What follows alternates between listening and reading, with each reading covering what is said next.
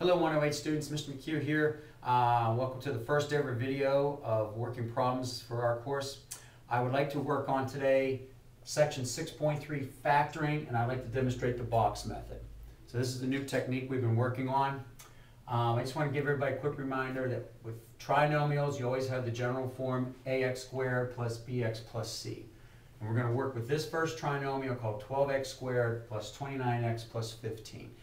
Now, this method here, we're going to draw the box and help us be organized here and try to find the right combinations that unlock the safe. So let me see if I can demonstrate this for you. First thing is draw your box. I like to go just right over the trinomial and give yourself 3 columns and draw yourself two rows like this. And then what you want to do on the third row is you're going to stagger it over 1. Okay, so once you draw your box, the idea is to take your first term and simply list it here to help you stay organized. So you've got 12x squared, and take the last term, which is your 15, and put it in here. Okay, so that's not too bad. You take your first term, 12x squared, take the last term, you put it in here, and then what you want to do, your ultimate goal is to get a result that's the middle term, and I'm going to put it right down here to help us remember. So we need to come up with a goal of 29x. Now what we want to try to do here is work with combinations of factors of the first term, and I'm going to try to show, my best guess would be to take factors that are close to each other, so therefore 3 times 4 is 12, and we're going to try that. So I'm going to put 3x and 4x, and we're going to list them right there. Okay? So now you've got that. The next question becomes, your last term, you need to come up with factors for it. And I always try to recommend that when the factors are close together. So I would say 3 times 5 would be the way to go. If we're not sure whether it's 3 times 5 or 5 times 15, keep in mind that we do have pluses here, so that helps a little bit. So I'm going to put the 5, and I'm going to put the 3 here just to demonstrate, I think, an easier way to do hunting and guessing as to what the combinations are. Okay, now the next thing is to take the middle column and simply multiply 3x times 5, and here's your 15x. Now take the third column and multiply 4x times 3 and write 12x. Now the big acid test is to add across the bottom and say, does 15x plus 12x equal 29x? And we come up with 27x. So for us, this is not the right combination. We did not hit it. We really have a value of 27 here. It does not match the middle term, so therefore we have to go back and try.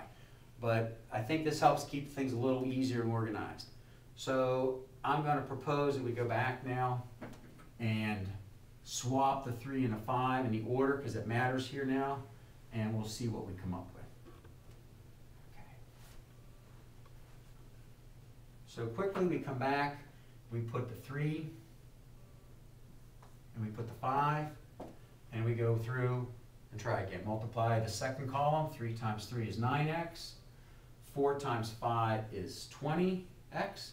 Add them up, and lo and behold, we get 29x. Okay, now, everybody should feel happy about that because we do match the middle term, and we're good to go.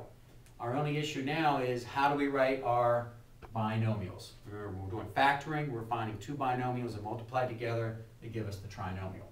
And so the last step of the missing piece is to realize that we've got diagonals this way. I'm going to circle it here with green, and we're going to just simply copy these.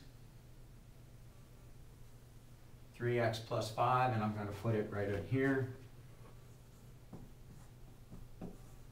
And then we're going to go and do the other diagonal, which is now, we're working with the factors 3 and 4x. I'm going to circle them. And I'm just going to remember that we always put the 4x first, because you need to have what times what gives you the first term, 12x squared. And so I'm writing 4x plus 3, and I believe I've got the factor. Now, the way to check this is always to verify that you've unlocked the safe. And we'll go down and multiply the 2 inner terms, multiply the 2 outer terms, and see if we have it. So I've got 5 times 4 is our 20x, 3x times 3 is 9x, and lo and behold, when I add them up, I do get the 29x that we verified over here. Okay, so that's a quick example. Try this a little bit, a couple times, see if it works for you. I think it's a better method than just randomly guessing and trying to keep track. So one more recommendation, when you did come up with factors, I tried 5 and 3, it didn't work. You might still want to use this technique to make sure you keep your sanity. Okay, that's all for now. I wish you well. Okay, take care. Bye.